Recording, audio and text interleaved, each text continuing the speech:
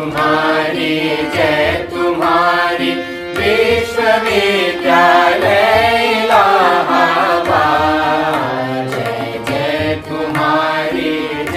तुम्हारी विश्वविद्यालय इलाहाबाद।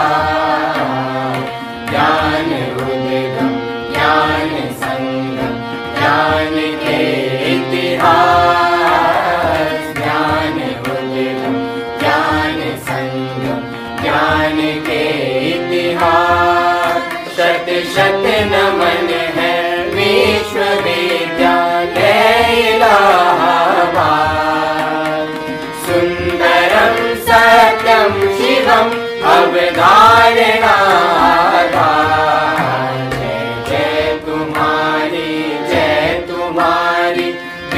विश्वविद्यालय इलाहाबाद। जय तुम्हारी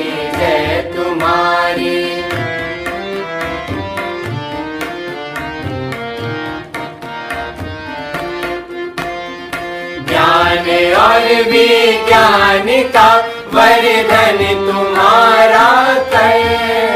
साहित्य और संगीत की सेवा तुम्हारा धर्म।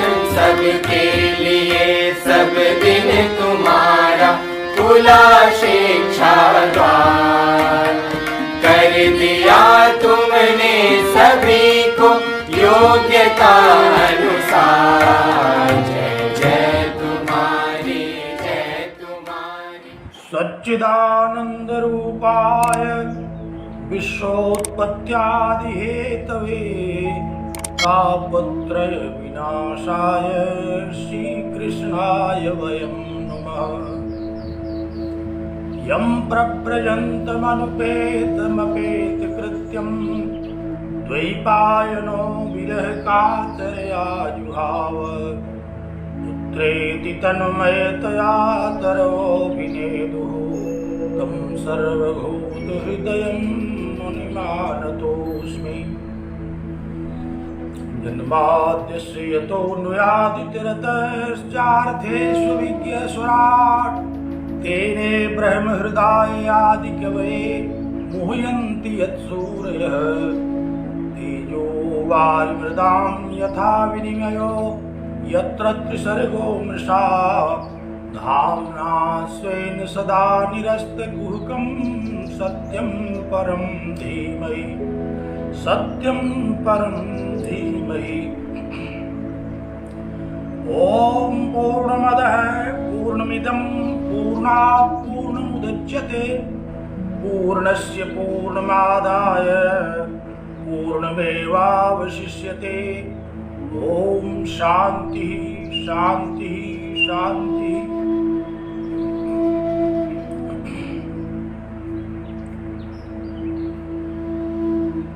जगत विश्रुत इलाहाबाद विश्वविद्यालय प्रयागराज के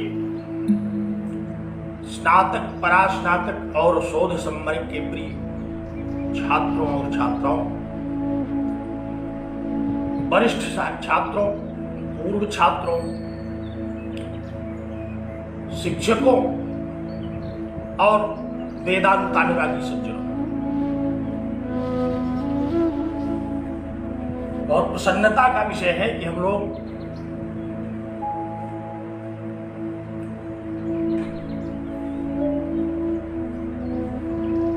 श्रुति के शिर उपनिषद जिसको कहा जाता है, उपनिषदों को श्रुति का शिर कहा जाता है। ऐसे उपनिषद वाङ्मय में अन्यतम ईशावास्य उपनिषद पर चर्चा करने के लिए यहां समवेत होते हैं। विगत 3-4 दिनों से हम लोग शांति पाठ पर, जो मंगलाचरण है इस उपनिषद का, उस पर चर्चा कर रहे हैं। बहुत महनीय विषय है यह। मंगलाचरण में हम लोगों ने नित्य शुद्ध बुद्ध मुक्त सत्य स्वभाव परमपिता परमेश्वर ओंकार का स्मरण किया।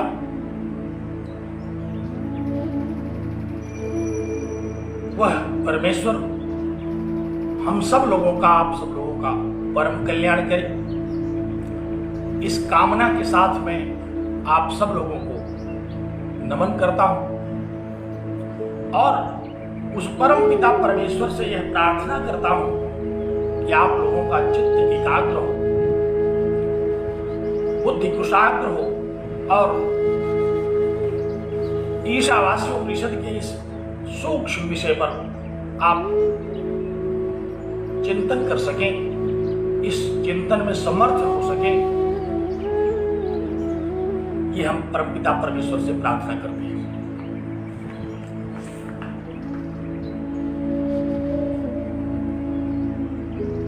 हम लोगों ने मंगलाचरण पर चर्चा आरंभ किया है। मंगलाचरण पर एक बार दृष्टि डालें। ओम पूर्णमदः पूर्णमिदं पूर्णात् पूर्णमुदच्यते पूर्णस्य पूर्णमादाय पूर्णमेवावशिष्यते।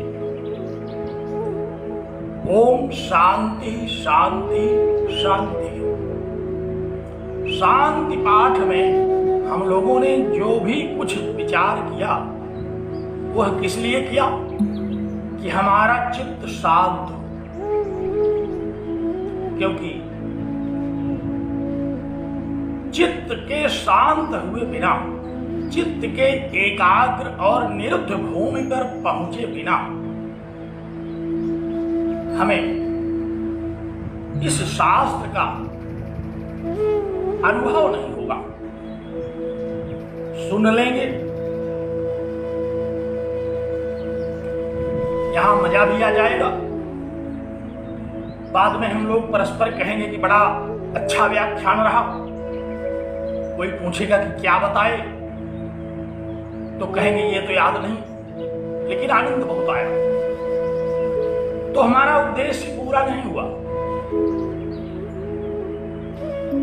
कि सुना तो, लेकिन अब दूसरे ही दिन याद नहीं रहा, केवल इतना याद रहा कि आनंद बहुत आया, सुनने में आनंद आ गया।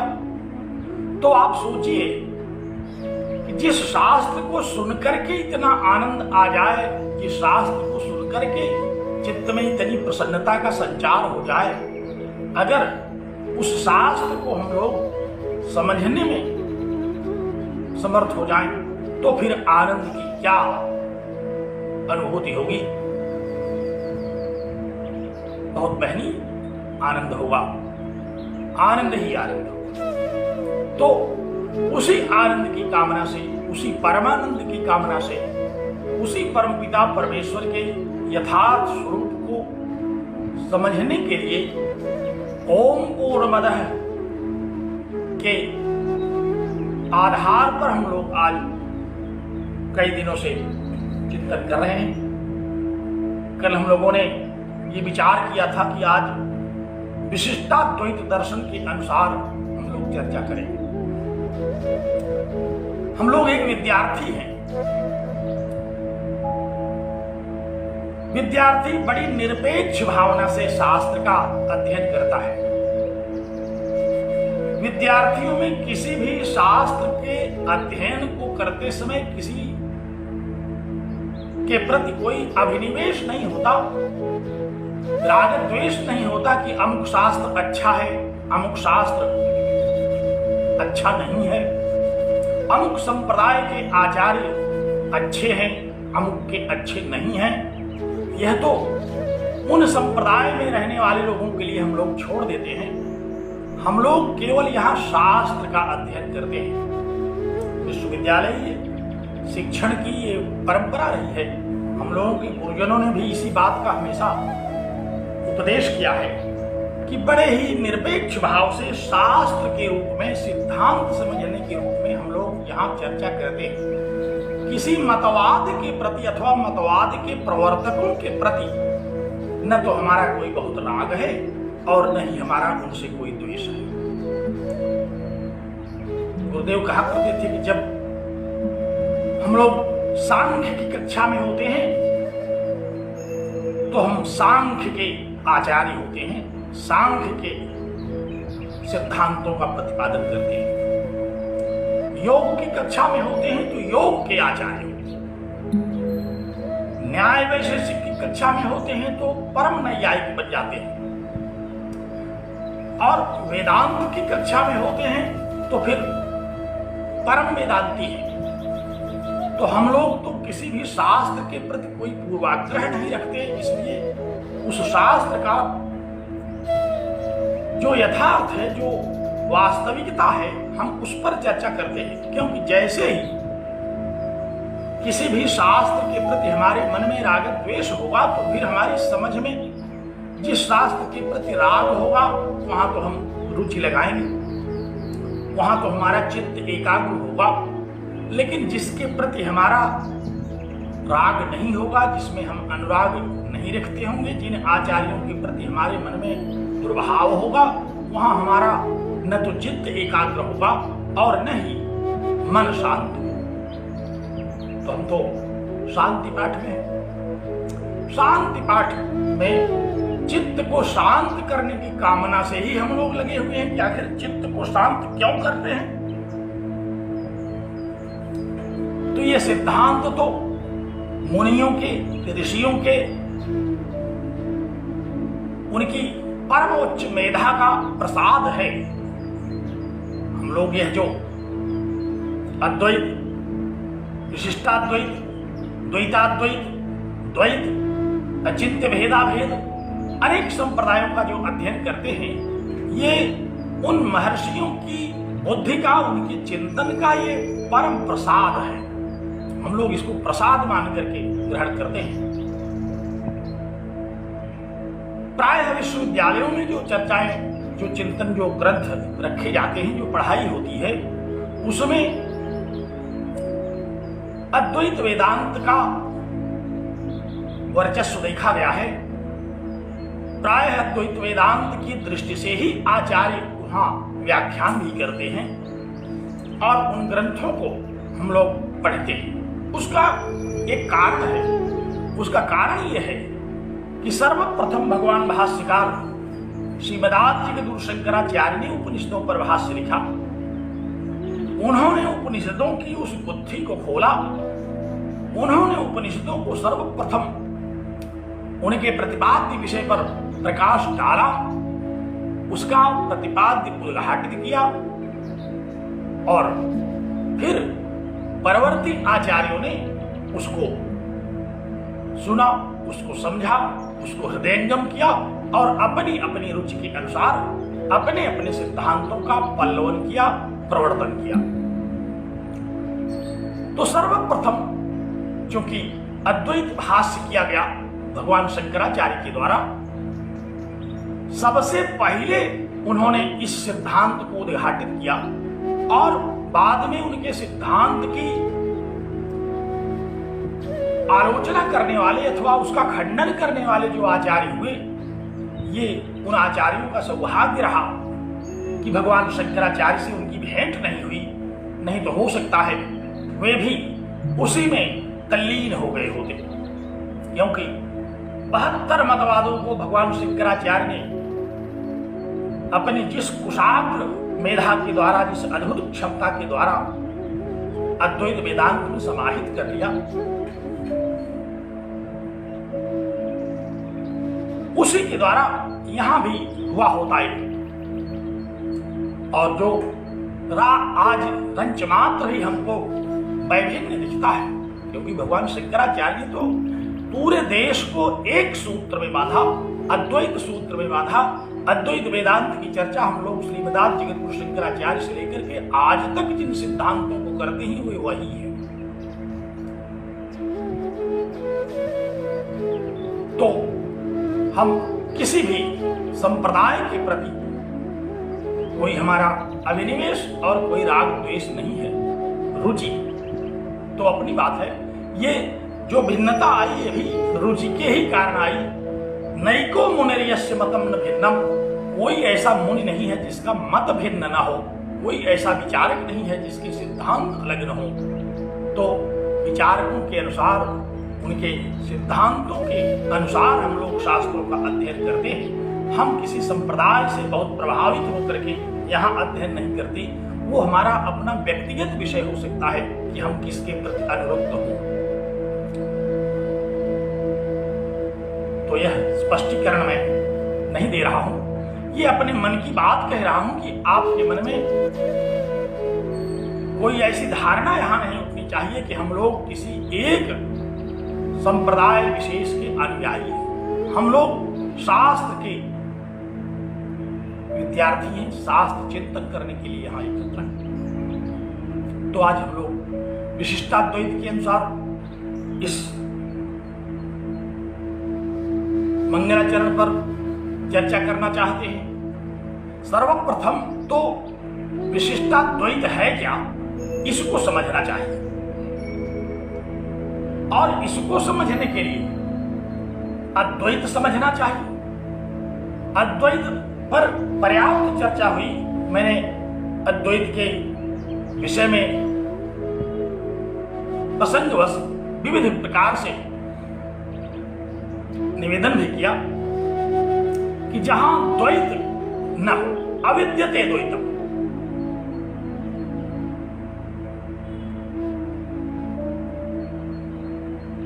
और अद्वैत दर्शन के अनुसार 3 प्रकार की सत्ताओं की सूचना दी गई कि देखिए इस संसार में हमें जो भी अनुभूतियां होती हैं 3 तरह की होती हैं। एक तो हम स्वप्न देखते हैं, जब स्वप्न में जो भी हमें अनुभूतियां होती हैं उनको प्रातिभासिक अनुभूति कहते हैं। जागरण अवस्था में जब हम अनुभव करते हैं तो उसको व्यावहारिक दशा कहते हैं। प्रातिभासिक सत्ता जो स्वप्न में, भ्रम में हमें होती है, जैसे रज्जु में सर्प का जो आभास हो रहा है वह प्रतिभास हो रहा है, वह रज्जु का उल्टा ज्ञान हो रहा है। जैसे ही रज्जु का यथार्थ बोध होगा तो रज्जुरेव अवशिष्यते, रज्जु ही वहां अवशिष्ट होगी, सर्प अवशिष्ट नहीं होगा, क्योंकि हमें वहां उसका प्रतिभास हो रहा था अज्ञान के कारण, भ्रम के कारण। लेकिन व्यावहारिक जगत में तो हम जागते हुए सब कुछ देख रहे हैं, यहां हमें भ्रम नहीं हो रहा है ऐसा लगता है। अगर कोई कहे कि आपको भ्रम हो रहा है तो हम लोग इस बात को मानने के लिए तैयार नहीं। कई बार तो ऐसा होता है कि किसी भ्रामक सिद्धांत पर ही हम अड़ जाते हैं, और अगर कोई कहता है कि आपको भ्रम हो रहा है तो क्रोध आने लगता है कि अच्छा तो हमको भ्रम हो रहा है, आप ही बड़े ज्ञानी हैं। जागरण अवस्था में जागृत रहते हुए हमको जो दिखाई पड़ता है वो सत्य दिखाई पड़ता है। तो भगवान शंकराचार्य ने अद्वैत दर्शन को समझाते समय कहा कि देखिए ये 3 तरह के सत्य होते हैं यहाँ समझने की दृष्टि से। एक तो प्रातिभासिक सत्य है जो कि स्वप्न में हम देखते हैं, जो भ्रम की दशा में हमको अवगत होता है। अध्यास की दशा में विवर्त जब होता है तो वहां हमें सत्य का यथार्थ ज्ञान नहीं होता, बल्कि वो प्रतिभासिक सत्य है, प्रातिभासिक सत्य है। और दूसरा व्यावहारिक सत्य है जो व्यवहार में हमें उपलब्ध होता है। जैसे रज्जु में सर्प जो प्रतिभासित हुआ उसका व्यवहार नहीं होगा, वो हमको काटेगा नहीं, वो हमको दौड़ाएगा नहीं, हम उसको मारेंगे तो सर्प मरेगा वहां। हम उस रज्जु में प्रतीत होने वाले सर्प के साथ कोई व्यावहारिक क्रिया नहीं कर सकते। जैसे ही व्यावहारिक क्रिया करने चलेंगे, जैसे ही उसके निकट पहुंचेंगे, वैसे ही हमें उसकी प्रातिभासिक सत्ता का बोध हो जाएगा। फिर हमें लगेगा कि अरे ये तो हमारी भूल थी, ये तो हमको भ्रम हो रहा था, ये तो वस्तुतः यहाँ रज्जु ही है। तो व्यावहारिक दशा में प्रातिभासिक सत्ता का बाध हो जाता है, वो दूर हो जाती है। भगवान शंकराचार्य का कथन है कि जैसे ही हमको पूर्णमतः का ज्ञान होगा, साधना के उपरांत, साधन चतुष्टय संपन्न होने के उपरांत निर्मल अंतःकरण में रह करके जब हमें उस नित्य शुद्ध बुद्ध मुक्त सत्य स्वभाव, इस जगत के जन्मादि कारण निर्गुण परमात्मा का ज्ञान होगा तो न तो प्रातिभाषिक ज्ञान है वह, न ही व्यावहारिक ज्ञान है। वहां व्यावहारिक सत्ता का भी बाध हो जाएगा और प्रातिभाषिक सत्ता का भी बाध हो जाएगा। कई बार ऐसा लोग मानते नहीं, कहते हैं कि प्रमाण दीजिए, हमें उनको प्रमाण देने की कोई आवश्यकता नहीं है, वो स्वतः इस विषय का ज्ञान करेंगे तभी होगा उनको, क्योंकि ये साधना का विषय है, ये अनुभव का विषय है। अनुभवावसानत्वाच्च ब्रह्म ज्ञानस्य, शास्त्र कहता है कि इसका अनुभव में अवसान होता है। जब आप अनुभव कर लेंगे तब आपको इसका यथार्थ ज्ञान होगा। कोई कहता रहे, यदि समझ में नहीं आ रहा है तो नहीं आएगा। श्रद्धा भाव से अगर आप समझने बैठे हैं तो फिर प्रमाण की आवश्यकता नहीं है, क्योंकि ये ऐसा विषय है, ऐसा शास्त्र है जिसमें स्वतः प्रमाण है। आप तो जानते हैं कि वेद स्वतः प्रामाण्य बात को मानता, यहां परतः प्रामाण्य कोई नहीं है। हम प्रमाण नहीं ले आते कहीं से, क्योंकि एक प्रमाण के लिए दूसरा प्रमाण, दूसरे के लिए तीसरा प्रमाण, चौथे के लिए चौथा प्रमाण लाते रहेंगे तो फिर हमें प्रमाणों की एक अनंत परंपरा में घुस जाना पड़ेगा और अनवस्था दोष है। तो अद्वैत वेदांत में 3 प्रकार की जो प्रतीतियां हुई उनका कथन किया गया और अंततः जो प्रतीति हुई वही परमार्थ कहा जाता है, वही परम सत्य है। उसी को पूर्ण मदह के द्वारा बताया गया। बहुत विस्तार में अद्वैत वेदांत की नहीं जाऊंगा।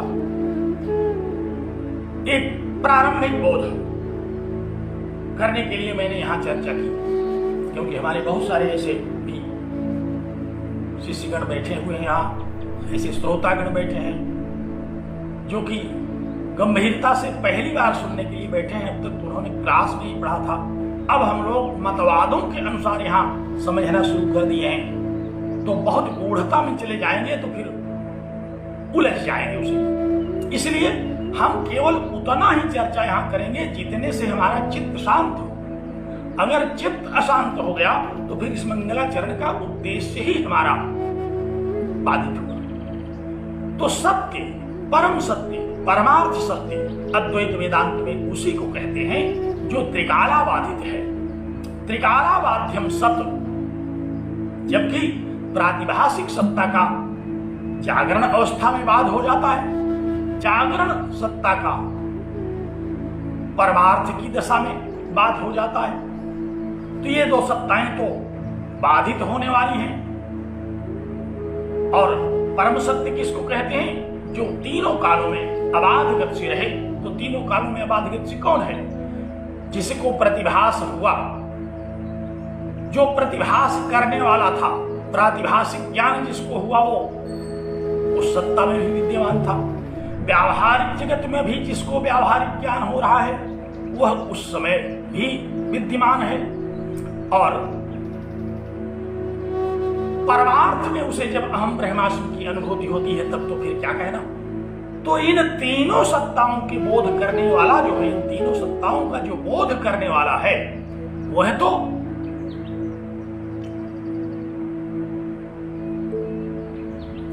परमार्थ सत्य है, क्योंकि ज्ञाता वही है। उसी को प्रतिभास का ज्ञान हुआ, उसी को व्यवहार का ज्ञान हुआ, उसी को परमार्थ का भी ज्ञान हो रहा है। तो तीनों कालों में अबाधित गति से अनुभूति होने वाली जो सत्ता है उसी को कहते हैं परम सत्ता। और ओम पूर्णमदः के द्वारा हम उसी परमार्थ सत्ता का, उसी परम सत्ता का, उसी नित्य शुद्ध बुद्ध मुक्त सत्य स्वभाव परमात्मा का संकेत करते हैं।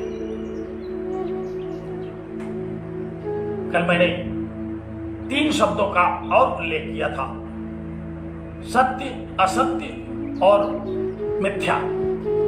अद्वैत वेदांत में इन तीनों की बड़ी आवश्यकता है। जो मिथ्या नहीं समझेगा, सत्य और असत्य तो मैंने बता दिया था, लेकिन इस जगत के मिथ्यात्व को समझे बिना हम अद्वैत समझ नहीं सकते। और जगत के मिथ्यात्व को समझने के लिए हमें मिथ्या शब्द को समझना पड़ेगा, क्योंकि अद्वैत वेदांत के आचार्यों का मंतव्य है कि जगत मिथ्या है। और जब हम मिथ्या शब्द का शब्दार्थ ही नहीं समझेंगे तो जगत हमको कदापि मिथ्या प्रतीत नहीं होगा और हमें इस सिद्धांत का विषय समझ में ही नहीं आएगा। अद्वैत संप्रदाय का तो यह मंतव्य है। शांकर परंपरा में एक श्लोक बड़ा प्रचलित है कि श्लोकार्धेन प्रवक्ष्यामि यदुक्तम ग्रंथ कोटि भी ब्रह्म सत्यम जगन मिथ्या जीवो ब्रह्मैव नापरः। कहा कि कोटि कोटि ग्रंथों के द्वारा जो शास्त्र, जो सिद्धांत समझाया गया उसको मैं श्लोकार्धेन प्रवक्ष्यामि, आधे श्लोक से बता देता हूं। श्लोकार्धेन प्रवक्ष्यामि यदुक्तम ग्रंथ कोटि भी, जिस सिद्धांत की महिमा का बखान कोटि कोटि ग्रंथों ने किया, अद्वैत वेदांत के अनुसार आचार्यों ने कहा कि मैं आधे श्लोक में बता देता हूं। आधा श्लोक क्या है? पहली पंक्ति तो यही हो गई। अब आधा श्लोक इसका जो दूसरी पंक्ति बची क्या है वह? कहा कि ब्रह्म सत्यम जगन मिथ्या जीवो ब्रह्मैव नापरः।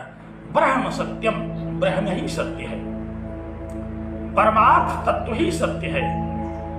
परमार्थ सत्ता का ही एक अद्वैत अवस्थान है। जगन मिथ्या, जगत उस परमार्थ ज्ञान के सामने मिथ्या है क्योंकि ये बाधित होने वाला है। और जीव, कहा जीवो ब्रह्मैव नापरः, जीव तो ब्रह्म ही है। लोगों ने कहा कि भाई अगर ब्रह्म और जीव अलग अलग हैं तब तो फिर आप अद्वैत कैसे सिद्ध करेंगे? आचार्य ने कहा ना, अलग नहीं है। जीवो ब्रह्मैव, जीव ब्रह्म ही है, नापरः, ब्रह्म से अतिरिक्त और कुछ नहीं है। और इसको समझाने के लिए आकाश का उदाहरण दिया। जैसे घट में जब तक आकाश रहता है तब तक वह घटाकाश है, उसी तरह से जब तक हमें परमार्थ तत्व, परम तत्व का ज्ञान नहीं होता, एक जीव के रूप में हम रहते हैं, तब तक हम अज्ञान की उपाधि में बंधे होने के कारण हम जीव रहते हैं। और जब इस मंगलाचरण के द्वारा हमारा चित्त शांत हो जाता है और पूर्ण मदह का हमें ज्ञान हो जाता है, ब्रह्म स्वरूप का हम चिंतन करते करते ब्रह्म स्वरूप हो जाते हैं, तो फिर कहा कि तब जीवो ब्रह्मैव नापरः, तो जीव ही ब्रह्म है। जैसे घटाकाश महाकाश में विलीन हो जाता है, घट फूट जाए जब तो उसमें जो आकाश है वो महाकाश में विलीन हो जाता है। ऐसा नहीं होता कि फिर उस घटाकाश का हमको कोई ज्ञान रहे। तो ये तो अद्वैत का एक संक्षिप्त स्वरूप हमने बताया।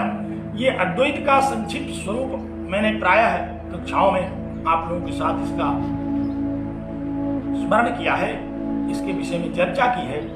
लेकिन आज हम लोगों का जो संकल्प है वह है विशिष्टाद्वैत का। अब ये विशिष्टाद्वैत क्या है इसको समझना पड़ेगा। बड़ा सरल है, इसीलिए प्रायः हम लोग देखते हैं कि अद्वैत वेदांत समझ में आने में बड़ी कठिनाई होती है। लेकिन यह एक ऐसा शास्त्र है, सरल है, बस इसमें आपकी आस्था भर होनी चाहिए, आपकी श्रद्धा होनी चाहिए। अगर आपकी श्रद्धा है, इस शास्त्र में भी यद्यपि श्रद्धावान लभते ज्ञान, ज्ञान तो वही प्राप्त करेगा जो श्रद्धावान होगा। यहां भी श्रद्धा का ही वही महात्म्य है। तो विशिष्टाद्वैत क्या है? जहां अद्वैत ने कहा था कि जगत मिथ्या है, जीव ब्रह्म ही है,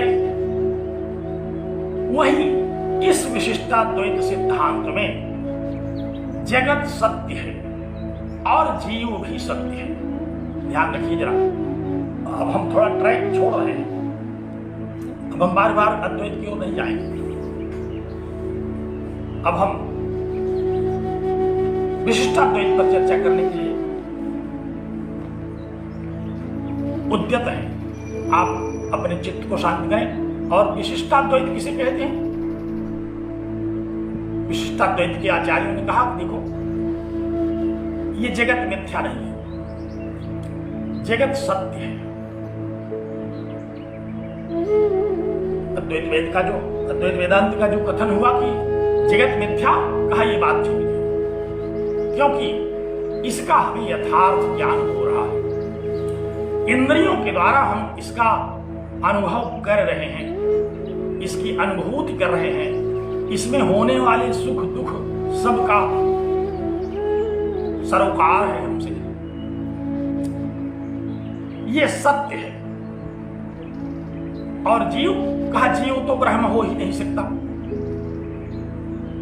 जीव जीव है, ब्रह्म ब्रह्म है। तीन सत्ताएं हैं,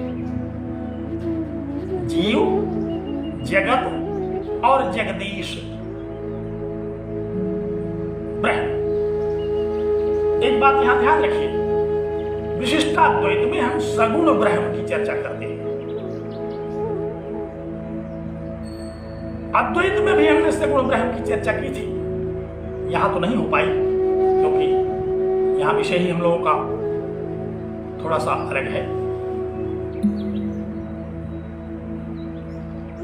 क्योंकि अद्वैत वेदांत में भी सगुण ब्रह्म का बड़ा व्यापक विवेचन हुआ है। उपासना के द्वारा जब हम उपासना करते हैं तो सगुण ब्रह्म का ही, वही हमारा उपास्य है, हम उसी की उपासना करते हैं। और आपको याद होगा वेदांत सार में जहां चित्त को निर्मल करने की बात आई, जहां साधन चतुष्टय संपन्न होने की बात कही गई, वहां संक्षिप्त रूप से साधन चतुष्टय में क्या कहा गया? कहा कि नित्य नैमित्तिक प्रायश्चित्त उपासनानुष्ठान नितांत निर्मल स्वांत। कहा कि हम नित्य नैमित्तिक क्रियाओं को करेंगे, नित्य नैमित्तिक कर्म करेंगे चित्त को निर्मल करने के लिए। अगर नित्य कर्म ही नहीं करेंगे तो शरीर रहेगा ही नहीं, शरीर ही रुग्ण हो जाएगा। इसलिए हमें नित्य कर्म करना है, नैमित्तिक कर्म करना है। आप सारे लोग इन शब्दों के तात्पर्य को भलीभांति समझते हैं, इसलिए इस पर हम विशेष चर्चा नहीं करेंगे। नित्य नैमित्तिक प्रायश्चित्त कर्म किसे कहते हैं आप जान रहे हैं, तो वह कर्म वहां होता है किस लिए? चित्त को निर्मल करने के लिए। नित्य नैमित्तिक प्रायश्चित्त और उपासना, उपासनानुष्ठान, उपासना के अनुष्ठान से नितांत निर्मल स्वांतः, अंतःकरण नितांत निर्मल होगा। इन कर्मों के द्वारा अंतःकरण नितांत निर्मल होगा, इनके अनुष्ठान से। तो हम उपासना की चर्चा तो पहले ही कर चुके हैं। उपासना तो हमारा नित्य चित्त को निर्मल करने का उपाय है। भगवान शंकराचार्य ने उपासना का हमेशा प्रबलता से कथन किया। उन्होंने कभी नहीं कहा कि उपासना नहीं करनी चाहिए, लेकिन हाँ, उपासना का अद्वैत की दृष्टि से क्या उपयोग है? चित्त को निर्मल करना। हम उपासना करते हैं चित्त को एकाग्र करने के लिए, चित्त को निर्मल करने के लिए। क्योंकि चित्त का अगर चित्त की एकाग्रता न हुई तो चाहे आप जिस सिद्धांत को माने, कोई सिद्धांत ऐसा नहीं कहेगा कि निर्मल चित्त के बिना भी आपको परम गति प्राप्त हो जाएगी। क्योंकि चित्त को निर्मल करना तो अनिवार्य है। तो उपासना चित्त को निर्मल करने का एक बहुत बड़ा उपाय है। भगवान शंकराचार्य ने अपने विवेक चूड़ामणि में भी कहा कि मोक्ष कारण सामग्र्याम भक्तिरेव गरीयसी, मोक्ष की कारण सामग्री में भक्ति सर्वश्रेष्ठ है। क्योंकि बिना भक्ति के, बिना उपासना के, बिना चित्त के एकाग्र हुए, बिना श्रद्धा और विश्वास के चित्त निर्मल ही नहीं होगा। और चित्त निर्मल नहीं होगा तो परम तत्व का अनुभव ही नहीं होगा, ज्ञान ही नहीं होगा। इसलिए अद्वैत में उपासना को एक चित्त निर्मल करने के साधन के रूप में मान लिया गया, पहले ही कह दिया गया है। परंतु विशिष्टाद्वैत ने क्या कहा? विशिष्टाद्वैत ने कहा कि हम सगुण भक्ति, हम सगुण परमात्मा के उपासक हैं। उन्होंने निर्गुण की चर्चा ही खंडित कर दी। कहा कि कोई वस्तु निर्गुण हो ही नहीं सकती, सब गुणवान होते हैं, सब में गुण होता है। इसलिए यदि हम चिंतन करेंगे तो निर्गुण का चिंतन कैसे करेंगे? अगर हमें उसके आकार का, उसके स्वरूप का कोई ज्ञान ही नहीं होगा तो हम अपने चित्त को कहां एकाग्र करेंगे? इसलिए विशिष्टाद्वैत में कहा गया कि 3 सत्ताएं हैं। परम सत्य, सगुण ब्रह्म, ईश्वर जिसको कहते हैं, परमात्मा कहते हैं, संज्ञाएं सब वही हैं। लेकिन ये कहते हैं कि हमारा जो परम तत्व है, परमात्मा जो है, वो सगुण है, उसमें गुण है। गुणों की चर्चा भी हम करेंगे थोड़ी देर में। तो जीव, जगत, ये दोनों सत्य हैं। अद्वैत ने कहा था कि जीव ब्रह्म है, ब्रह्म ही है और जगत मिथ्या है। कहा नहीं, यहाँ जीव और जगत ये दोनों सत्य हैं और ये दोनों शरीर हैं परमात्मा के, ईश्वर के शरीर हैं। विशिष्टाद्वैत वेदांत के अनुसार ईश्वर तो आत्मा है और उसका शरीर क्या है?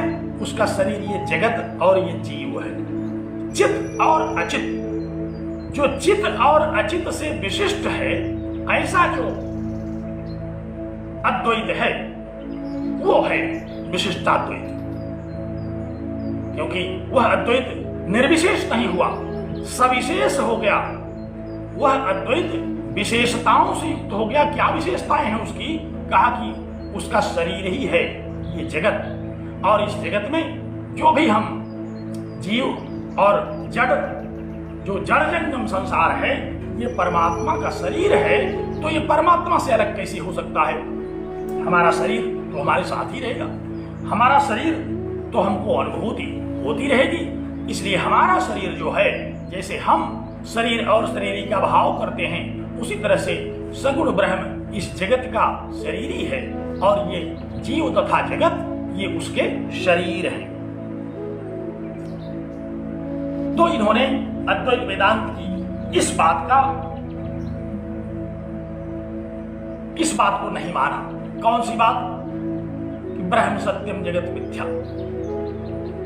ब्रह्म की सत्यता को तो मान लिया, लेकिन ब्रह्म के स्वरूप को बदल दिया।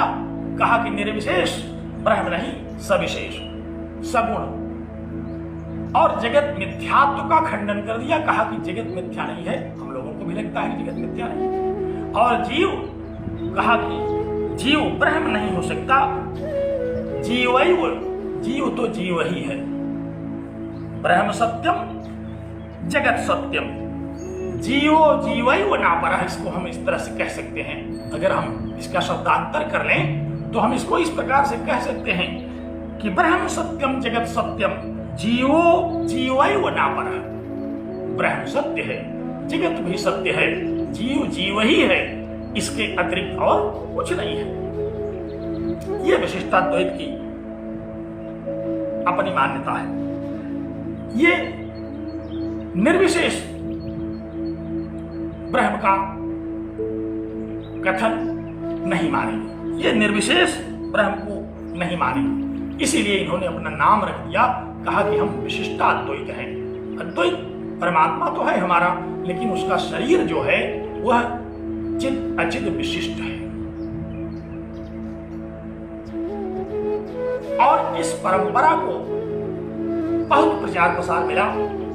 यह जो सिद्धांत है, यह सिद्धांत बड़ी सरलता से हमारी समझ में आ जाता है। क्योंकि जब हम कहते हैं कि संसार मिथ्या है तो समझ में नहीं आता, लेकिन जब हम कहेंगे कि संसार सत्य है तो समझ में आ जाता है। जब हम कहेंगे कि जीव तो परमात्मा है तो अब समझ में नहीं आता, क्योंकि नाना प्रकार के जीव हैं, नाना प्रकार के गरहित कर्म कर रहे हैं, यही परमात्मा करता है। हमें समझने में बड़ी कठिनाई होती है। लेकिन जब हम कहते हैं कि ये जीव हैं तो हमें समझ में बात आ जाती है। खूब समझ में आया ये सिद्धांत, ये ग्राह्य है। अत्यंत स्तुति हुई इसकी, अत्यंत प्रशंसा हुई इसकी, और इसको लोगों ने ग्रहण किया, जबकि हम इसको ग्रहण कर चुके थे व्यावहारिक सत्ता में। अद्वैत वेदांत में तो हम इसको ग्रहण कर चुके थे, व्यावहारिक रूप से हम जगत की सत्यता को तो मान ही रहे हैं। लेकिन इन्होंने कहा कि नहीं, ये पारमार्थिक रूप से सत्य है, जीव भी सत्य है, जगत भी सत्य है, और सगुण ब्रह्म भी सत्य है। और उसका कारण ये रहा कि यह विशिष्टाद्वैत दर्शन सांख्य दर्शन से प्रभावित हुआ। सांख्य दर्शन में जैसे प्रकृति और पुरुष की चर्चा आई, जैसे हम लोग सांख्य दर्शन में प्रकृति और पुरुष को पढ़ते हैं, प्रकृति जड़ है और पुरुष चैतन्य है, तो उसको इन्होंने यहां स्वीकार ही कर लिया पूरी तरह से, क्योंकि वहां ही पुरुष अनेक हैं। पुरुष बहुत्व की बात हम लोगों ने सांख्य में पढ़ी थी, और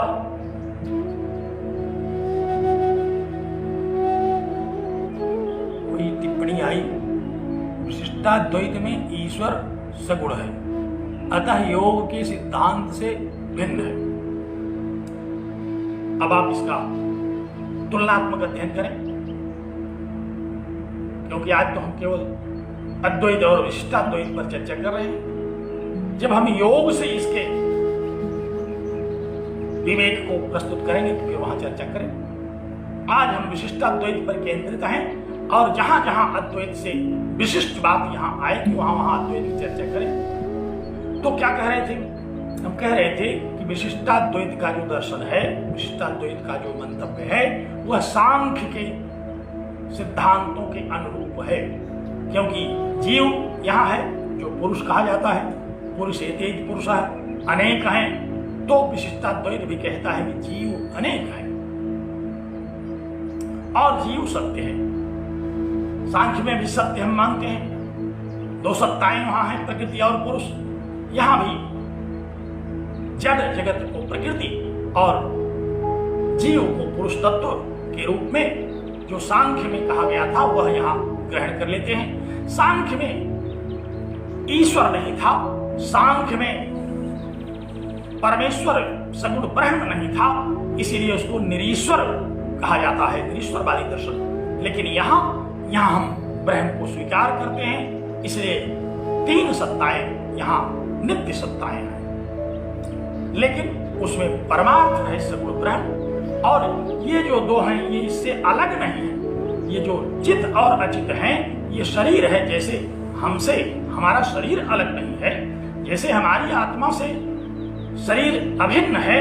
अगर शरीर में आत्मा न हो तो शरीर निर्जीव हो जाएगा, और आत्मा के बिना शरीर का अस्तित्व भी निर्जीव ही हो जाएगा, तथा आत्मा को शरीर चाहिए।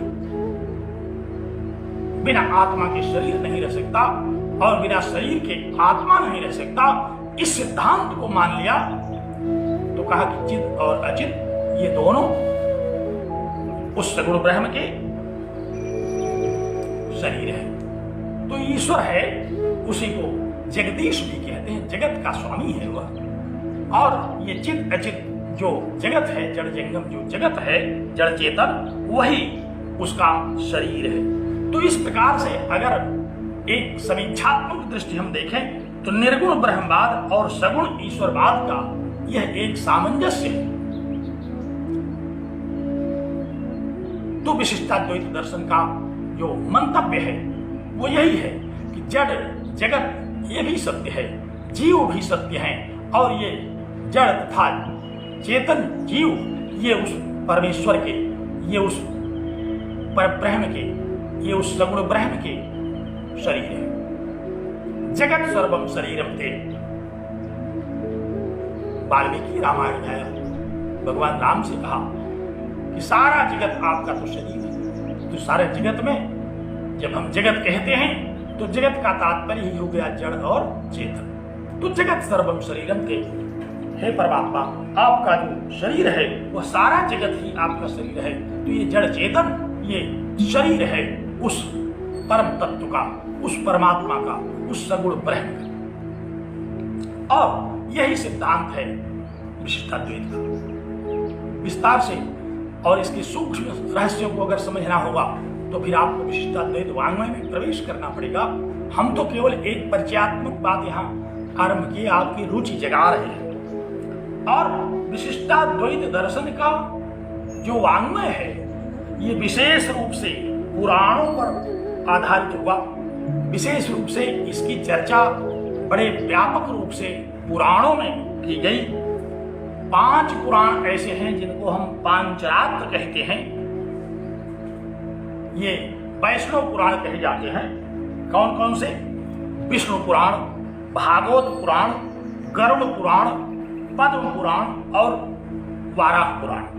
ये 5 पुराण हैं ऐसे जिसमें उस सगुण ब्रह्म की चर्चा, उस सगुण ब्रह्म का चिंतन, सगुण ब्रह्म की भक्ति, सगुण ब्रह्म के स्वरूप का चिंतन कहा गया, अनंत कह दिया गया। हरि अनंत, हरि कथा अनंता, वह हरि ही अनंत है। अभी हम पूर्ण की बात क्यों कह रहे थे, यहां भी विशिष्टाद्वैत भी कह रहा है वो पूर्ण है, अनंत है और उसकी कथा भी अनंत है। उसके विषय में जो कहेंगे हम वो भी अनंत ही होगा। पूर्णमदः पूर्णमिदम्, वह अनंत है और हम जो कहेंगे, जो कुछ कहा जाएगा वो भी अनंत है।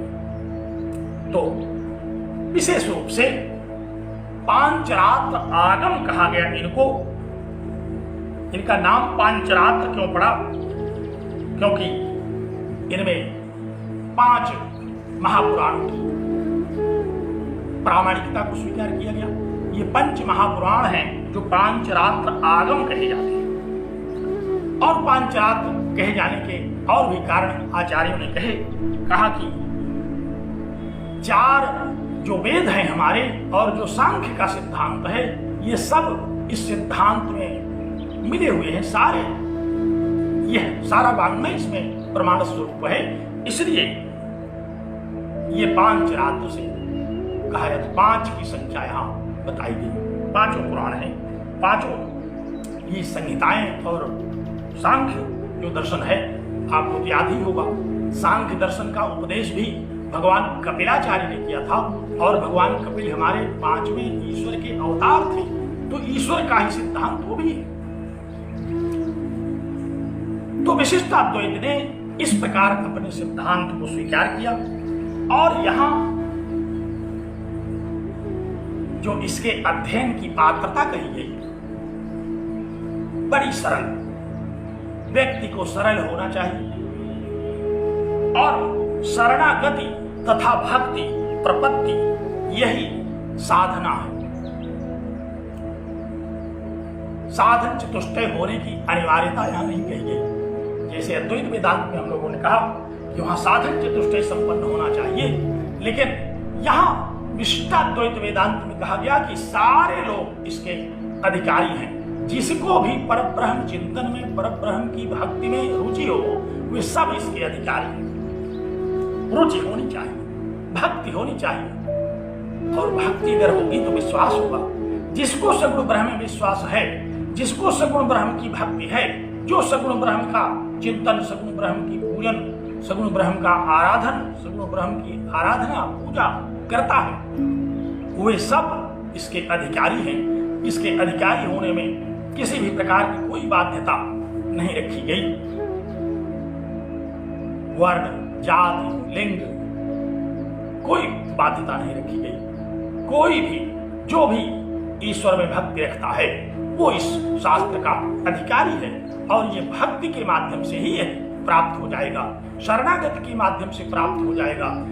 शास्त्रों के विशेष अध्ययन की आवश्यकता यहाँ नहीं है, पारंगत शास्त्रज्ञ होना आवश्यक नहीं है, क्योंकि हम लोगों ने देखा है, कथाओं में सुना है, पुराणों में सुना है, एक से एक ऐसे भक्त रहे जिन्होंने शास्त्रज्ञता प्राप्त नहीं की, जो शास्त्रज्ञ नहीं रहे, लेकिन भगवान के परम भक्त होने के कारण उन्हें भगवान का दर्शन हो गया। वो अडिग हो गए भगवान का दर्शन करने के लिए कि आज आपको बिना देखे मैं नहीं छोड़ूंगा, और उसके लिए उन्हें प्रकट होना पड़ा। तो ऐसे इस सगुण स्वरूप, सगुण परमात्मा को विशिष्टाद्वैत की सत्ता, यही विशिष्टाद्वैत की परम सत्ता कही गई। और ये जो चित और अचित है, यही दोनों उसके शरीर है। उसको प्राप्त करने का एक उपाय है भक्ति। लेकिन भक्ति के बड़े स्वरूप निर्धारित किए गए। भक्ति की जो हमारी भक्ति का हमारा वाङ्मय है, इस विशिष्टाद्वैत को भक्ति वेदांत भी कहते हैं, याद रखिएगा, ये भक्ति वेदांत है। और इतना व्यापक इसका वाङ्मय है, इतने प्रगल्भ अनेक आचार्य हैं जो कि हमारे लिए बड़े आदरणीय हैं। और अपने अपने अनुसार उन्होंने इस वेदांत का खूब पल्लवन किया। तो ऐसे विशिष्टाद्वैत वेदांत के अनुसार आज हम इस शास्त्र की इस मंगलाचरण की चर्चा करने के लिए एकत्र हुए थे, लेकिन हमारा तो समय लग रहा है कि चला जा रहा है विशिष्टाद्वैत के परिचय को ही बताने में, ध्यान नहीं दिया हमने। समय हमारा काफी बीत चुका है, आज थोड़ा और समय ले लिया जाए, आज मंगलाचरण पूरा ही कर लिया जाए। थोड़ा धैर्य से बैठिए और हम लोग इसको पूरा कर लेते हैं। थोड़ी शीघ्रता से, गति से अब हम लोग समझते हैं और गति से पढ़ते हैं। तो हम क्या बता रहे थे? विशिष्टाद्वैत सिद्धांत बता रहे थे। किसे कहते हैं विशिष्टाद्वैत सिद्धांत? तो सगुण ब्रह्म की चर्चा हमने की। सगुण ब्रह्म कहाँ रहता है?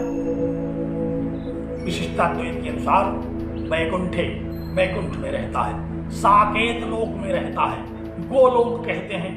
वह परमात्मा जिसको शास्त्र यहां भी कहता है कि अवांग मनस गोचर, वो सबको दिखाई नहीं पड़ता, क्योंकि भक्ति के बिना, आस्था के बिना वह दिखाई नहीं पड़ेगा। तो वह गोलोकवासी परब्रह्म, अवांग मनस गोचर जो परब्रह्म है वो गोलोकवासी है। भगवान हम लोग उसी को कहते हैं, ईश्वर हम उसी का कहते हैं, उसी को। और उसकी प्राप्ति के लिए जो उपाय कहे गए, श्रवणम कीर्तनम विष्णु स्मरणम पाद सेवनम अर्चनम वंदनम दास्यम सख्यम आत्मनिवेदनम, हम इस पद्धति से, इस प्रक्रिया से उसको प्राप्त करने का, उसको दर्शन करने का, उसको समझने का उपाय करते हैं। क्या? श्रवण करते हैं, शास्त्रों का श्रवण करेंगे, उसके स्वरूप का श्रवण करेंगे, भक्ति पूर्वक उसके स्वरूप का श्रवण, उसका कीर्तन और पाद सेवनम स्मरणम, उसकी भक्ति, उसकी पूजा। आप सारे लोग भक्ति और पूजा का स्वरूप जानते हैं, इसलिए उसमें विस्तार से मैं नहीं प्रवेश करना चाहता। अर्चनम वंदनम, अर्चना वंदना, दास्यम, और दास्य भाव से हम दास बन जाते हैं भगवान के। कहते हैं दासो, हम तो दास हैं आपके, आप हमारे स्वामी हो, मैं सेवक तुम स्वामी। हम अपनी स्तुतियों में कहा करते हैं, जब भी हम कहीं स्तुति करते हैं अपने आराध्य की, तो वहां हम कहते हैं कि मैं सेवक तुम स्वामी और मैं तो सेवक हूं। तो सख्यम आत्मनिवेदनम, सख्य भाव से भगवान श्री कृष्ण के सखा बहुत सारे हैं, हो गए, भक्त थे उनके, लेकिन सख्य भाव से अपने को समर्पित कर देते थे, अपने को शरणागत मान लेते थे कि आप ही हमको उद्धार कर सकते हैं। मत समझ पात की रास्ते, हमारे समान कोई पाप करने वाला नहीं है और आपके समान कोई पाप हरता नहीं है। आपको मैं बताऊं, विशिष्टाद्वैत का हिंदी में सर्वश्रेष्ठ ग्रंथ श्री रामचरितमानस। श्री रामचरितमानस को अगर आप समझें तो विशिष्टाद्वैत वेदांत आपके करामलकवत हो जाएगा। तो वहां सख्य भाव से हम ईश्वर की प्राप्ति कर सकते हैं, मित्र भाव से कर सकते हैं। और हमारे आचार्य हैं, वो तो कहते हैं कि भगवान श्री राम हमारे शिष्य हैं, शिष्य भाव से वो भक्ति करते हैं। तो भक्ति करने के लिए कोई भी भाव हो सकता है, ये बड़ा स्वातंत्र्य है यहाँ विशिष्टाद्वैत में। आप किसी भी भाव से भक्ति करें, लेकिन एक उपाय है। क्या? कहा कि भक्ति, और वो भक्ति इतनी सुदृढ़ होनी चाहिए, टिके, उसमें अविश्वास का कोई अवसर नहीं होगा। तुलसीदास जी ने रामचरितमानस के अंत में लिख दिया यही बात कि कामी ही नारी प्यार की, जैसे कामी को स्त्री प्रिय होती है, यहां कामी का प्राधान्य नहीं है, स्त्री का भी प्राधान्य यहां नहीं कहा गया, लेकिन दोनों में जिस प्रेम की चर्चा आती है वो प्रेम वो जो प्रेम है वह प्रेम ईश्वर के प्रति हो। जितना निकट प्रेम, जितना मजबूत प्रेम, जितना सुदृढ़ प्रेम, जितना सुदृढ़ लगाव होता है वो ईश्वर के प्रति हो। तो कहा कि काम ही नारी प्यार जी, लोभी प्रिय जी दाम। जैसे लोभी को धन प्यारा होता है उस प्रकार की अकाट्य भक्ति हो, उस प्रकार की भक्ति परमात्मा में हो। ये भक्ति का स्वरूप कहा गया। तेमें रघुनाथ निरंतर कहा कि इस प्रकार निरंतर आप हमको प्रिय लगे। यहां प्रिय लगने का ही प्राधान्य है। और यही भक्ति वेदांत को बहुत प्रसिद्ध किया। इस भक्ति जो भक्ति हम चित्त को निर्मल करने की साधना के रूप में अद्वैत में मानते थे, उस भक्ति को यहाँ साधन भी और साध्य भी कह दिया गया। यही साधना है, यही साध्य है, यही साधन है।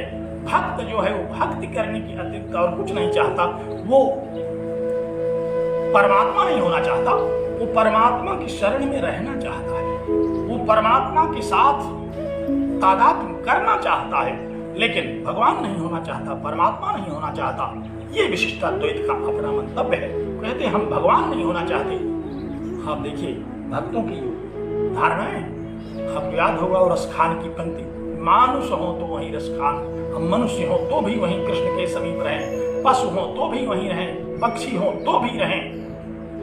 तो ऐसी जो उत्कट भक्ति है, उस भक्ति को यहाँ उस परब्रह्म, उस सगुण ब्रह्म, उस परमात्मा को प्राप्त करने का साधन माना गया। वही जो भक्ति है वही परमात्मा को प्राप्त करा सकती है। उसके लिए और किसी की आवश्यकता नहीं है, कोई विद्वत्ता की आवश्यकता नहीं, किसी अपनी भाषा में हम लोग कहें तो टंट घंट की आवश्यकता नहीं, किसी कर्मकांड की आवश्यकता नहीं। बड़े बड़े विद्वान अगर भक्त नहीं है तो परमात्मा को प्राप्त नहीं हो सकते। लेकिन एक कम पढ़ा लिखा व्यक्ति अगर परमात्मा में उस प्रकार की भक्ति रखता है तो वो प्राप्त कर सकता है। एक बार कहीं मैंने पढ़ा था या किसी आचार्य ने उदाहरण दिया, कहा कि एक बार विंध्याचल के मंदिर में काशी के एक पंडित जी गए दर्शन करने अपने शिष्यों के साथ। बड़े व्याकरण के जानकार थे और जैसे ही मंदिर में पहुंचे देवी की स्तुति करने में सस्वर पाठ करना शुरू कर दिया और स्तुति करते हुए वहां परिक्रमा कर रहे थे। और वहीं मंदिर के ही छत के नीचे बैठा हुआ एक सामान्य व्यक्ति वो भी पाठ कर रहा था और उसका पाठ उनकी श्रवणेन्द्रिय से मिली। वो जो भक्त था वो पाठ कर रहा था, या देवी सर्वभूतेषु भक्ति रूपेण संस्थिता नमस्तस्मै नमस्तस्मै नमस्तस्मै नमो नमः। और वो व्याकरणाचार्य ने जब सुना कि तो कह रहा है कि नमस्तस्मै नमस्तस्मै, तो उनको बड़ा क्रोध आया। उन्होंने उसको ललकारा, कहा अरे गलत पढ़ रहे। नवमी का दिन था, वो बेचारा बड़ा दुखी हुआ, सोचा कि 9 दिन तो मैं गलत ही पढ़ता रह गया। कहा अब 9 दिन जैसे पढ़ा उसे आज पूरा करेंगे इसको। और वो व्याकरणाचार्य जो थे थोड़ी देर वहां आराम करके चले गए और जब अपने घर पहुंचे विश्राम करने लगे तो उनको स्वप्न आया। उन्होंने कहा अरे पंडित तुम इतने मूर्ख हो, तुमको क्या पता कि हमारा लिंग क्या है, हम स्त्रीलिंग हैं कि पुल्लिंग हैं? कैसे तुमने उस हमारे भक्त को इस तरह से अपमानित किया? और जैसे ही उनको यह स्वप्न हुआ लौट करके आए, उस भक्त के शरणागत हो गए, कहा कि तुम ही हो सर्वस्व हो, तुम बहुत बड़े आचार्य हो, तुम वही कहो नमस्तस्मै नमस्तस्मै, हमें नमस्तस्मै कहने की आवश्यकता नहीं। तो यहाँ भक्ति का प्राबल्य होना चाहिए, यहाँ विद्वत्ता का प्राबल्य नहीं होना चाहिए। बड़े बड़े विद्वान जीवन भर भक्ति से रहित होकर के दुष्कर्मों में लगे रहे, लेकिन भक्त चाहे वह विद्वान हो चाहे वह सामान्य व्यक्ति हो, वह परमात्मा से मिल गया, परमात्मा ने उसको अपना शरण दिया। तो यहाँ भक्ति का बहुत महात्म कहा गया इस विशिष्टाद्वैत में। आरवार आचार्यों ने भी इस भक्ति का बड़ा कथन किया। एक श्लोक में देख रहा हूं द्रविड़ोपनिषद का, कहा गया कि या प्रीति या प्रीतिरस्ति विषय स्वविवेक भाजा, या प्रीतिरस्ति विषय स्वविवेक भाजा, अविवेक भाजा या प्रीति विषयेषु। अविवेकियों की जो प्रीति विषयों में, विषय वासनाओं में होती है, जितनी उत्कट प्रीति होती है अविवेकियों की विषय वासनाओं के प्रति, वो प्रीति भगवान भक्ति भगवत भजन के प्रति अगर हो जाए, सही उच्चते भवति भक्त पदाभिधेया, वही भक्ति पद से कहा जाता है। जैसे अविवेकी कोई हो और वह विषय वासनाओं में निरत रहता है 24 घंटे प्रतिक्षण प्रतिपालन, उसको अगर कोई कहे कि भाई कुछ और धर्म करो, कहा तुम कर लो, हमें नहीं करना। तो जिस प्रकार की अनुरक्ति विषय की वासनाओं की होती है अविवेकियों की, उस प्रकार की अगर भक्ति हो तो वो भक्ति है ईश्वर के प्रति। अगर वही ईश्वर के प्रति भावना हो जाए तो वही परम भक्ति है। भक्तिस्तु काम इह तत्कमनीय रूपे तस्मात् मुने रजनी काम को वाक्य भंगी। कहा कि वह उत्कट भक्ति होनी चाहिए भगवान के प्रति। और हम लोग देखते हैं भक्ति वेदांत में, पुराणों की कथाओं में एक से एक भक्त भगवान से मिलते हैं और उन्हीं भक्तों के लिए भगवान अवतार लेते हैं। उन्हीं भक्तों से मिलने के लिए वे सगुण रूप में पृथ्वी पर आते हैं। भगवान श्री कृष्ण ने यही कहा, यदा यदा हि धर्मस्य ग्लानिर्भवति भारत अभ्युत्थानम धर्मस्य तदात्मानं सृजाम्यहम्। जब जब धर्म को मानने वालों को ग्लानि होती है, धर्म के लोग मानने वाले जो धार्मिक लोग हैं, जब उनको ग्लानि होने लगती है, तब मैं अभ्युत्थान धर्मस्य, और अधर्म के अभ्युत्थान के कारण जब धार्मिकों को ग्लानि होने लगती है, तब मैं आता हूं। तदात्मानं सृजाम्यहम्, तब मैं अपने आप को पैदा कर देता हूं ईश्वर के रूप में।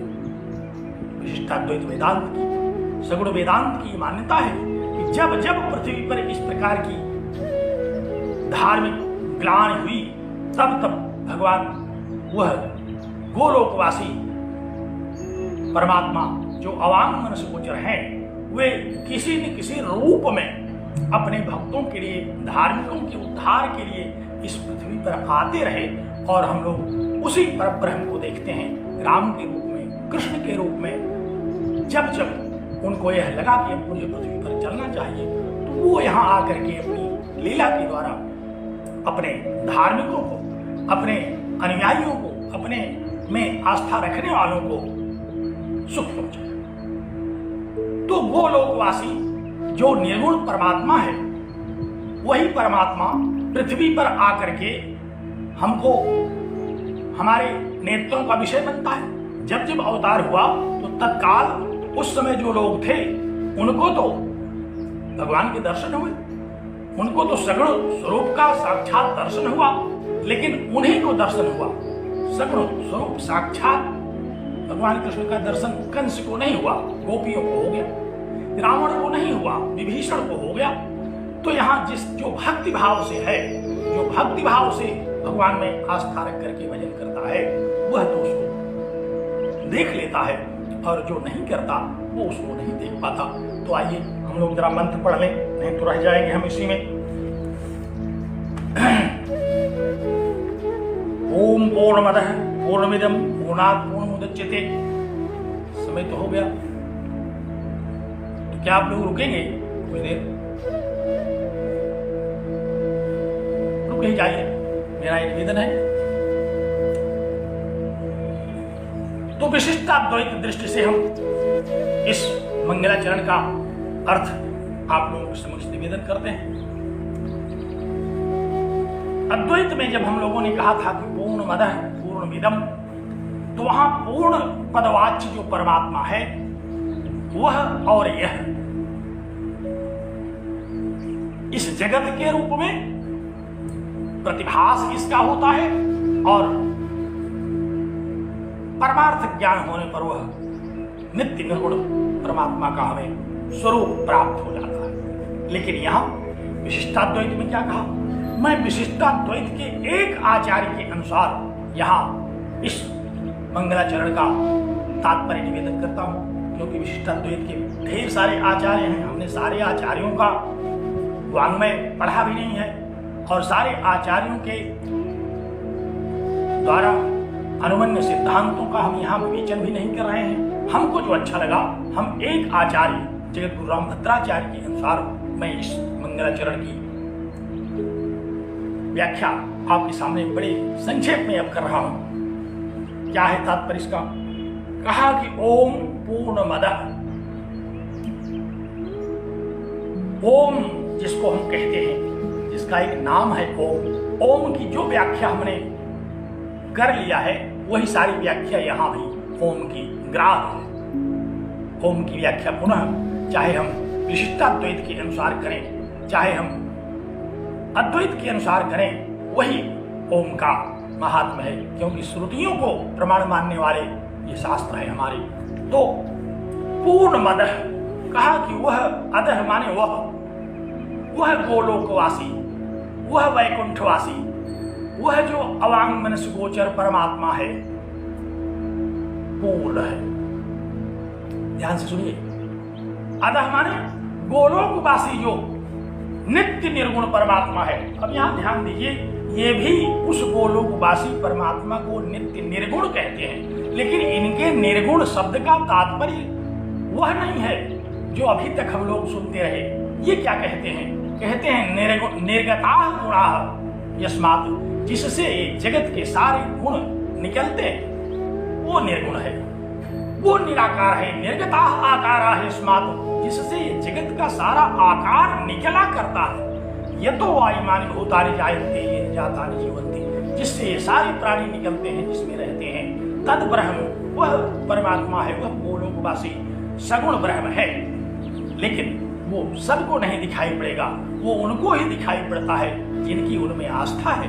श्रद्धा विश्वास रूपिणौ, जो श्रद्धा और विश्वास से उनका भजन करते हैं, उनकी भक्ति करते हैं, वही उस परमात्मा को देख पाते हैं। तो कहा कि पूर्णमदः, वह गोलोकवासी, वो जो नित्य निर्गुण है।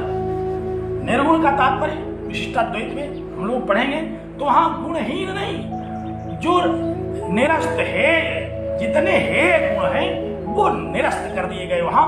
लेकिन जो जगत कल्याण के लिए जिन गुणों को धारण करना पड़ता है, जो सद्गुण है, उन सारे गुणों से युक्त है वह सगुण ब्रह्म। तो वह गोलोकवासी सगुण ब्रह्म जो अवांग मनस गोचर है, जो अभक्तों को नहीं दिखाई पड़ता, वह पूर्णम, वह पूर्ण है। और पूर्णमिदम, यह जो अवतारी ईश्वर है, यह जो अवतार लेने वाला जो ईश्वर है, राम कृष्ण इत्यादि के रूप में जिन अवतारों की हम चर्चा करते हैं, वह जो अवतारी है नित्य निर्गुण गोलोकवासी, वैकुंठ और साकेत लोकों में रहने वाला, वह पूर्ण है। और इदम अभिपूर्णम, यह जो अवतार है, जो राम कृष्ण इत्यादि के रूप में इस जगत में होता है, यदा यदा ही धर्मस्य अभ्युत्थान अधर्मस्य, जब जब अधर्म का अभ्युत्थान हुआ और धर्म की रक्षा करनी हुई, तब तब जब वह परमात्मा यहाँ पृथ्वी पर आया, तो यह जो अवतार है, यह जो सगुण स्वरूप है, तद निर्गुणम अधः निर्गुणम पूर्णम, वह जो निर्गुण है वह भी पूर्ण है। इदम सगुणम अभिपूर्णम, और यह जो सगुण रूप धारण करके, कोई स्वरूप धारण करके आता है, वह भी पूर्ण है।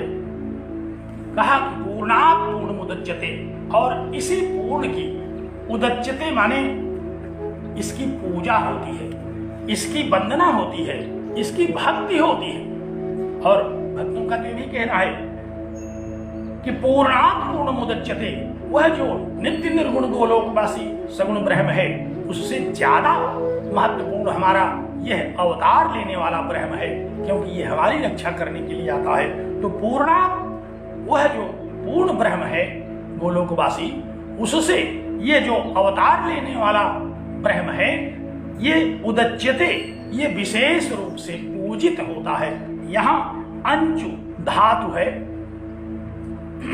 पूजा करने के अर्थ में, पूर्वक अंच धातु पूजा करने के अर्थ में। कहा कि जिस प्रकार से वह गोलोकवासी भगवान परब्रह्म परात्पर परमात्मा हमारे लिए पूज्य है, उसी तरह से ये जो अवतारी पुरुष के अवतारों के रूप में पृथ्वी पर आते हैं ये भी पूज्य है। ये भी हमारे लिए उतने ही आदरणीय है, उतने ही हमारे लिए सम्मानीय है, उतने ही हमारे लिए कल्याणकारी। तो यहाँ अदह और इदम ये किसके लिए कहा? वो जो गोलोकवासी निर्गुण ब्रह्म है वह भी पूर्ण है, और अवतार लेने वाले ये जो रामकृष्ण इत्यादि के रूप में ब्रह्म स्वरूप में अवतार लेते हैं ये भी पूर्ण है। पूर्णस्य पूर्णमादाय कहा कि यह जो पूर्ण की पूर्णता है, क्योंकि वह पूर्ण है तो उससे अवतार लेने वाला यह जो अवतार ब्रह्म है ये भी पूर्ण है। ध्यान दीजिए, पूर्णमदः वो लोकवासी नित्य निर्गुण परमात्मा पूर्ण है, क्योंकि वही अवतार लेकर के पृथ्वी पर आता है। इसलिए पूर्णात् पूर्णमुदच्यते, जितना पूज्य हमारे लिए वो लोकवासी परमात्मा है उतना ही पूज्य अवतार लेने वाला परमात्मा भी हमारे लिए है। हम उसकी पूजा करते हैं, क्योंकि हमारा कल्याण तो, हम भक्तों का कल्याण तो इसी के द्वारा होता है। पूर्णस्य पूर्णमादाय, पूर्ण की पूर्णता, वह जो गोलोकवासी पूर्ण ब्रह्म है उसी की पूर्णता को लेकर के पूर्ण मेवावशिष्यते, यह अवतार लेने वाला ब्रह्म भी पूर्ण रहता है। इसके विषय में किसी को यह भ्रम नहीं होना चाहिए कि अवतार लेने वाला जो ब्रह्म है ये अपूर्ण है। तो यहाँ विशिष्टाद्वैत की दृष्टि से जगत गुरु राम भद्राचार्य ने ईशावास्योपनिषद की इस पंक्ति को व्याख्यायित किया। बड़े विस्तार से इसकी व्याख्या किया है उन्होंने। अब आज समय नहीं है, नहीं तो मैं इस पर चर्चा करता। तो ऐसा जो ब्रह्म है जो गोलोकवासी है और वही जब अवतार लेता है तो वह भी पूर्ण है और यह भी पूर्ण है। हमारे लिए जिस तरह से वह पूज्य है उसी प्रकार से यह भी पूज्य है। ओम शांति शांति शांति। ऐसा जो पूज्य ब्रह्म है वह जागृत में, स्वप्न में, सुषुप्ति में सदैव हमारा कल्याण करे। यहाँ 3 बार शांति का जो कथन किया गया, तो जागृत में भी हमको स्वस्थ रखे, स्वप्न में भी हमारी बुद्धि को शुद्ध रखे और सुषुप्ति में भी उस परमात्मा की कृपा से हम परम शांति को प्राप्त हो, चित्त को शांत हमारी प्राप्ति हो, वो हमारे चित्त को शांत करे। हम जागृत में, स्वप्न में, सुषुप्ति में भी नित्य निर्मल अंतःकरण से उसी पूर्ण परमात्मा में जो गोलोकवासी है और यह जो अवतारी के रूप में जो अवतार लिया पृथ्वी पर आया, यह जो पुरुष है पूर्ण ब्रह्म है, इसमें भी हम उसी भक्ति से अपनी आस्था रखें। तो विशिष्टाद्वैत की दृष्टि से इस मंगलाचरण का किया तो मैंने बड़े संक्षेप में, तात्पर्य सारा समय तो चला गया विशिष्टाद्वैत के सिद्धांत को बताने में, लेकिन शब्दार्थतः आप इसमें से बहुत सारे विद्वान हैं हमारे द्वारा संकेत किए गए शब्दार्थ के द्वारा इसको जान गए होंगे। या तो फिर इस पर हम लोग एक दिन पुनः वक्तव्य रखें, निर्णय करके हम लोग इस पर फिर से चर्चा करेंगे। समय हो रहा है, आप लोगों को और भी व्यस्तताएं होंगी, क्योंकि हर व्यक्ति अपना अपना समय निर्धारित कर रखता है, कहाँ कब बैठना है, तभी उसका चित्त एकाग्र होता है, तभी आपका चित्त यहाँ भी एकाग्र होगा। तो चित्त को एकाग्र करने के लिए, चित्त को निर्मल करने के लिए, परम तत्व के चिंतन में एकाग्र होने के लिए सर्वप्रथम उपनिषदकार ने इस शांति पाठ का वाचन किया। इसी शांति पाठ पर हम लोग आज तक चर्चा करते आ रहे हैं। तो आइए इसी शांति पाठ को करके हम वक्तव्य को विराम दें। ओम पूर्णमदः पूर्णमिदं पूर्णात् पूर्णमुदच्यते पूर्णस्य पूर्णमादाय पूर्णमेवावशिष्यते। ओम शांति शांति शांति।